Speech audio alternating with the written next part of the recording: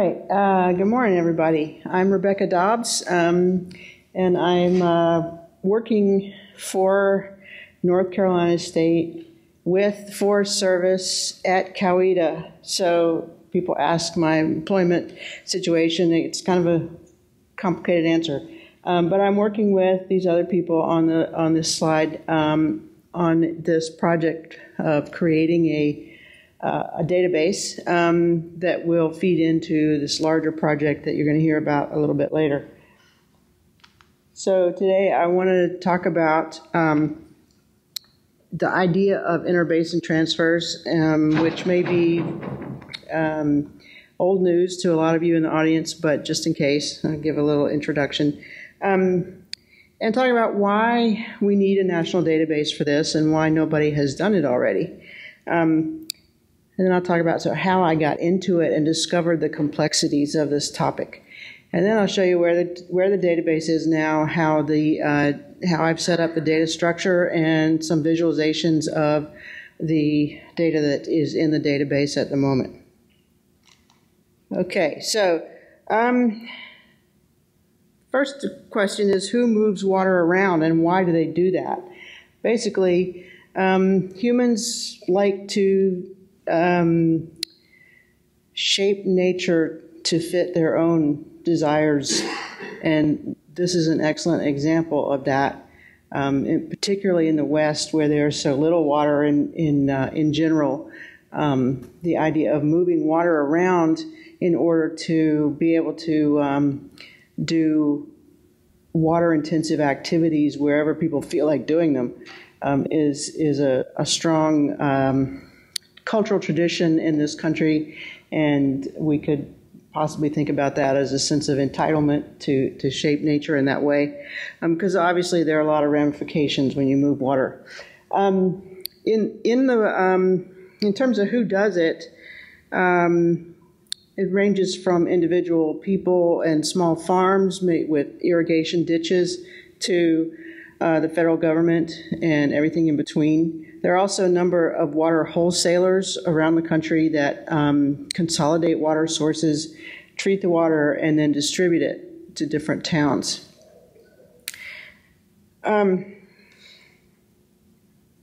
So in the West, we generally see water being moved from places of relative scarcity to or places of relative abundance to places of scarcity, so that to feed cities and industry, including mines, and to be able to grow food in dry places. All right, so the idea of making the desert bloom and so on.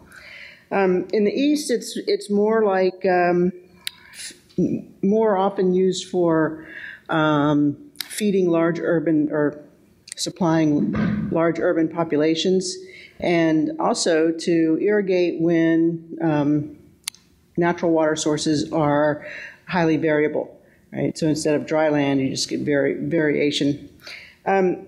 So I think I covered the rest of that.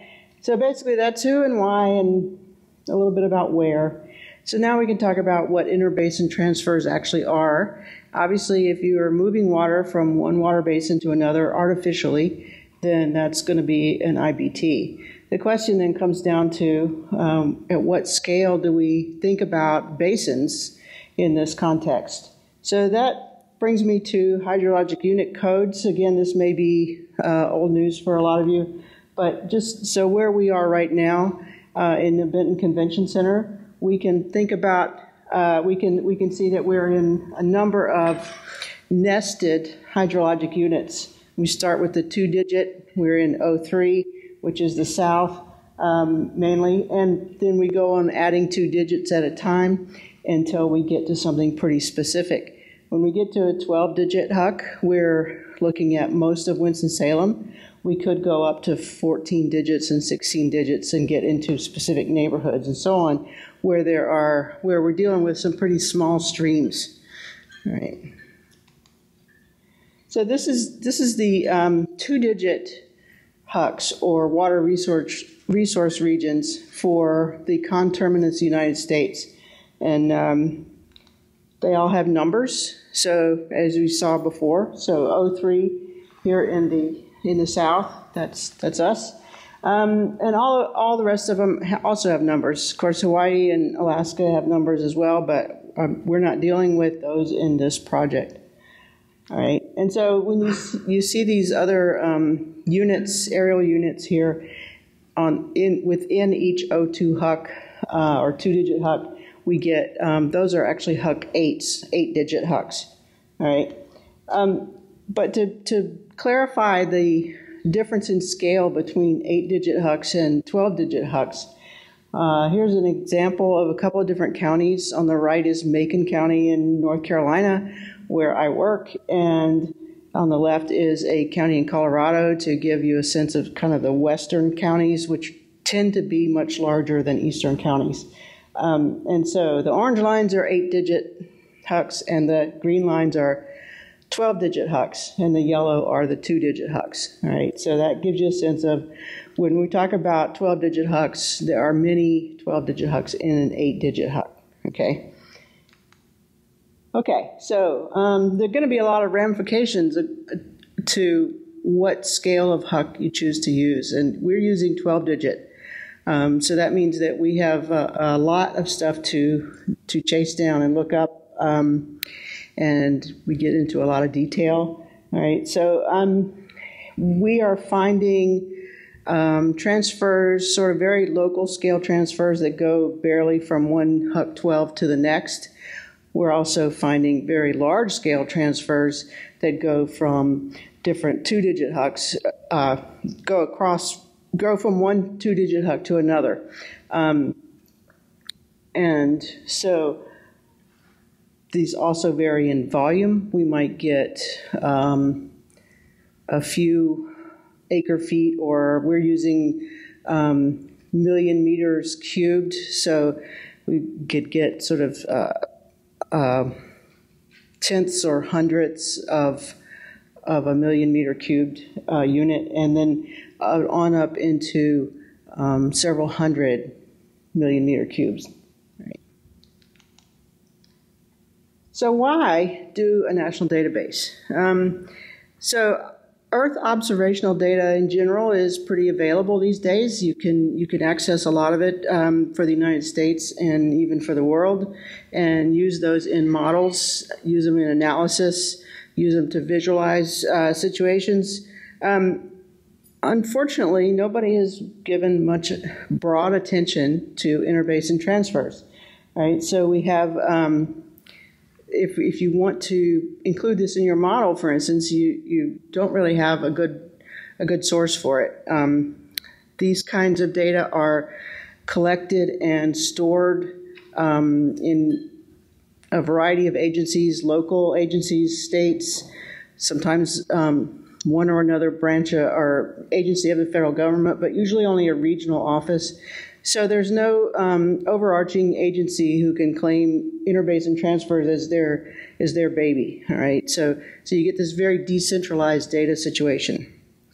All right, we know of a couple of attempts to deal with this, and I'll tell you about both of them. All right, so in the mid-1980s, the USGS published an Eastern inventory and a Western inventory of interbasin transfers. They were working at the HUC 8 scale, so not nearly as detailed as what we're doing. They got their data by survey, and so some people, of course, didn't answer. This is the way surveys are, and sometimes they put in inconsistent kind of information. So there are flaws with these inventories. They also didn't map any of the transfers. All right, on the other hand, some of my collaborators and some other people took those 1980s USGS inventories and did do some mapping from those in the process of trying to sort out some consequences in terms of hydrologic modeling. All right. The second one was very recent, to 2017. This is an engineering student. Well, he's graduated. He has a PhD now. But he worked at the HUC 6 scale, so even less detailed than the USGS historical surveys.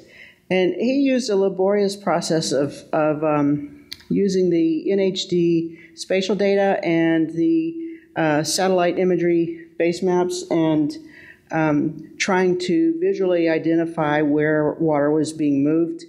And one of the what I see as one of the problems in the way he structured this is if something went from one huck across another one to a third huck, he counted that as separate transfers each time it crossed the huck boundary. But he also didn't include any volume data with this. So the USGS surveys or inventories did include volume data, but this one does not. Okay. All right, so again, why do this? Well, under current Earth conditions, modeling of resources is becoming more and more important, and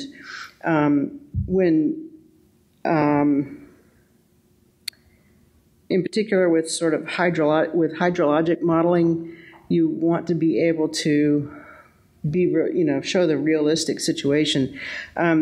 Forest to faucet projects, of which there have been a few, especially need to use this in order to accurately portray how much forest land is contributing to drinking water supplies.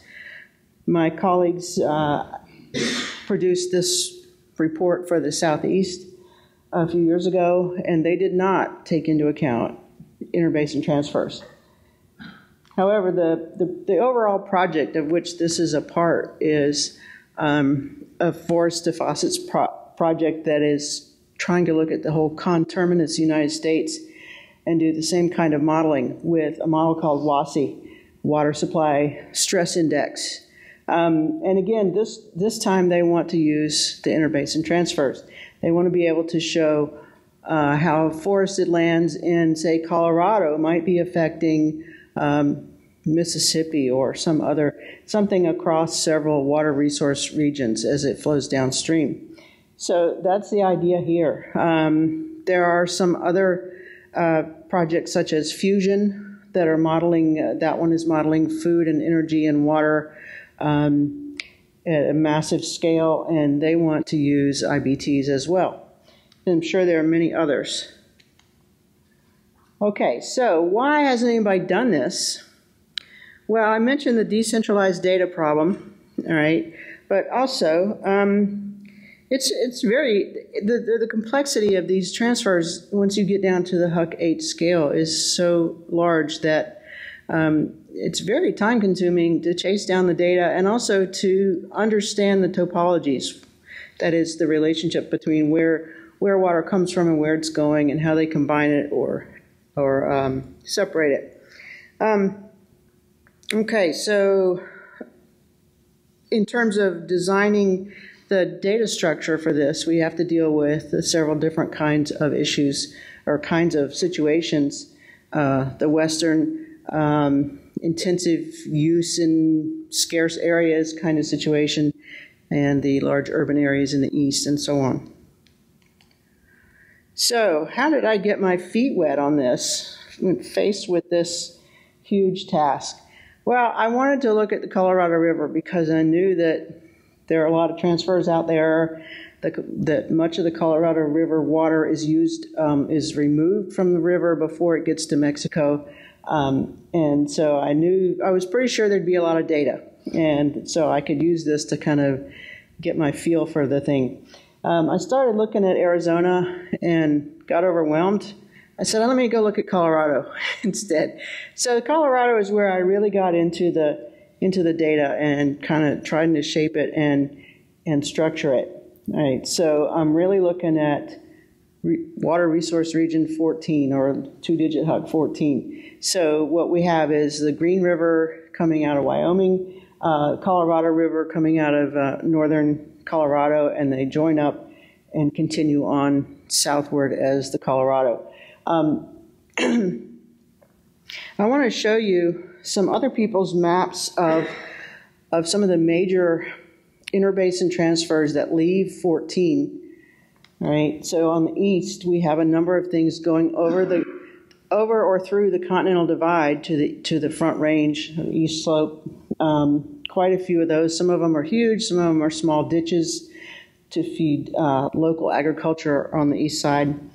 Right. On the west, we have, coming off of Green River tributaries, we have tunnels and whatnot to feed Salt Lake City and other urban areas around there. Right. To the north, we have, in Wyoming, we have the headwaters of the Little Snake River being tapped to go over the divide and take care of Cheyenne, Wyoming. Right. And in the south, we have the San Juan Chama project, which takes water out of, again, headwaters of the San Juan River tributaries and puts them into the Rio Grande Basin. So we have several water resource regions benefiting from water coming out of 14. All right, so I started to look at some of this and thought, I need to kind of make a visual aid and think about how these things are related, what's feeding what. And this is what I came up with for a part of Colorado, right? My station boss saw it after I had printed it out and said, "Oh, is that the whole country?" Yeah. So I said, "No." What we have here is basically this dotted line is the Continental Divide, and this line across the top, more or less continuous, is the Colorado River, right? So we see a lot of things on the west being transferred to the east, and that's typical. And we see complex systems on the east side as well, although this diagram is not by any means complete in regards to that. So this is a little zoom in there to show you what I was doing. The blue lines are natural flow, and the red lines are artificial flow, and the cloud-shaped entities are artificial constructs of some kind, canals or tunnels, etc. Right? And so you see that what they're doing on the west side is gathering a lot of water from different streams and collecting it and putting it through tunnels in specific places and so on. In this instance, there's also a lot of things that happen to it on the other side. So after I printed this out, it sort of became a working document as I tried to understand all this at a deeper level and chase down the data sources. What was the square? You spoke to the cloud. What's the square? Okay, so the sharp-cornered square is natural water body in Arkansas River Basin. These ones with the round corners are natural water body in the Colorado River Basin. Yeah. So the green is all supplying Colorado Springs area, and when you saw the whole map, the blue is supplying Denver area, and the purple is some Grand Junction and some other areas down there. Yellow goes to Fort Collins. Okay. Yeah. Okay, so again, grappling with all this stuff became a huge project. And again, as I entered things into the actual tables in the database later, I had to go through yet another layer of sorting things out. But one of the things you can see here is that some of these entities are in the same hucks, where I've drawn circles around them to say, okay, so I had to understand they were moving water from this stream and this stream and this stream, and then I go, oh, they're all in the same huck, so I can combine those, right? So when I started to put things into the actual tables, I found it helpful to begin another schematic that is where the entities are the hucks, so that I could see, all right, so this is a huck, this is the water that moves to the next huck, and so on. I haven't needed to continue that, but I found it very useful at first, trying to get my mind around things. So that brings me to the current state of the database. I want to show you the data structure that I have come up with and altered a bit to get it where it is as I enter more data and see how things work. And then show you some visualizations of what's in the database so far. So, of course, a little image from our catalog that is clearly evolving as I create new things like connectors between HUCs and so on. So let me talk about the tables a little bit. First, I have a transfer identity table, and here I establish a transfer ID, and that always begins with the 2 digits of the water resource region. Right? And then it has 3 additional digits in case we get to 999. I don't think we'll go above 999 anywhere, not even in California, but we may very well get into the 3rd digit in a few states. All right. The next table here is about the, another thing I wanted to point out there. Notice that there's a step type in there, and some of the transfers are simply from one HUC to the next or one HUC to another, and nothing else happens to that water in between. So I call that a single step transfer. And in other cases, a lot of things happen. Transfer goes in many steps. They add water, they subtract water, they change direction, and so on. And so those I'm calling a multi-step. And that matters because those two kinds have to be treated a little bit differently. All right. Here in the step chart, the step table, we have all of the HUC to HUC movements of water, whether they're in a single HUC or a multi-HUC. And the key thing here is a step ID, right? So a multi-HUC will have multiple step IDs in it, and a single step will just have one, which will consist of zeros after the decimal point. The others will be sequential, so you can kind of follow where it's going. Also have room for source information and for comments. Right. Notice that there are 30 years here for the annual data. We decided to use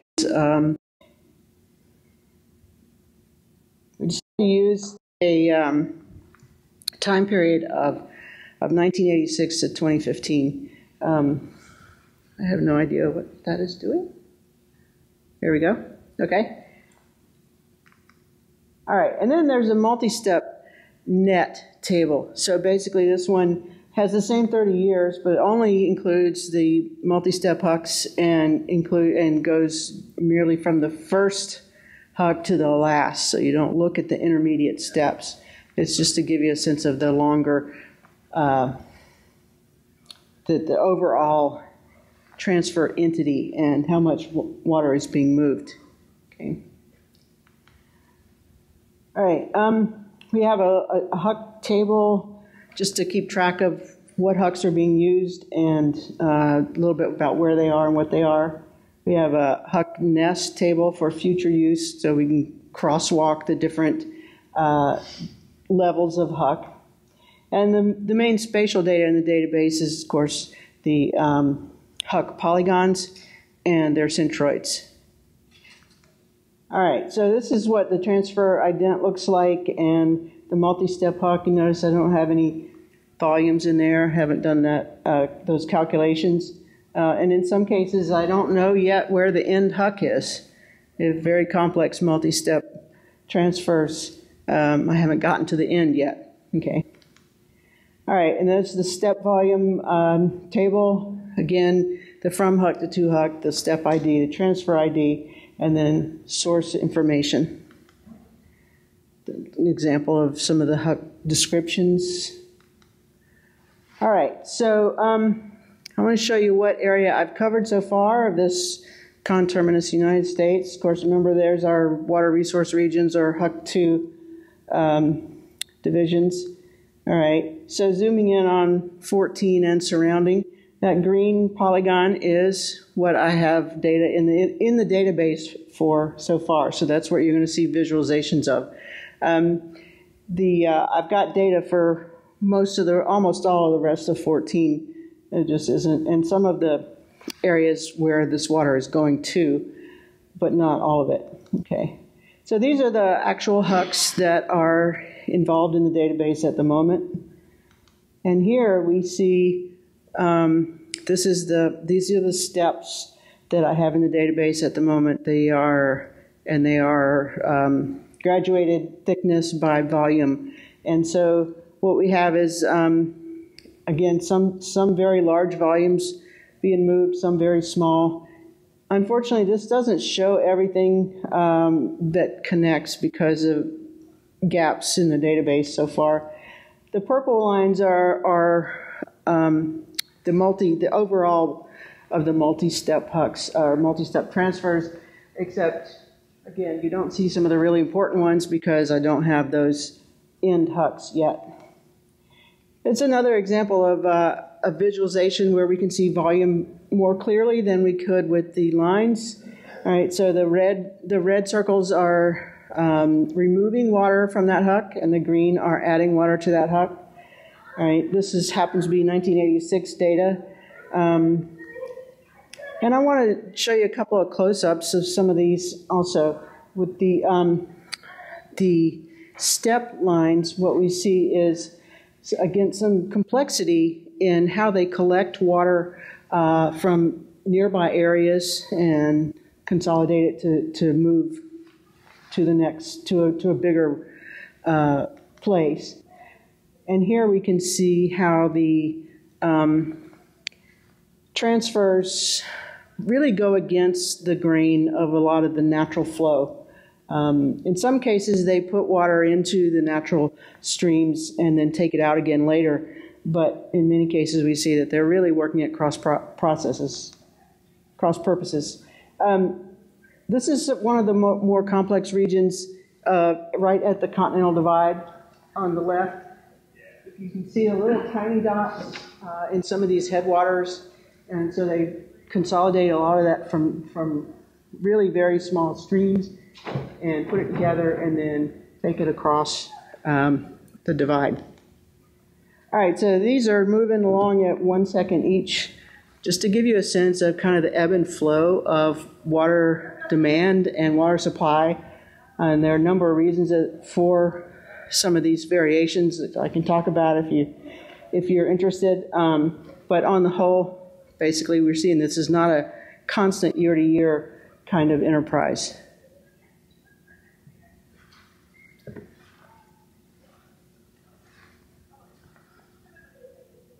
Okay, there we go. Thank you.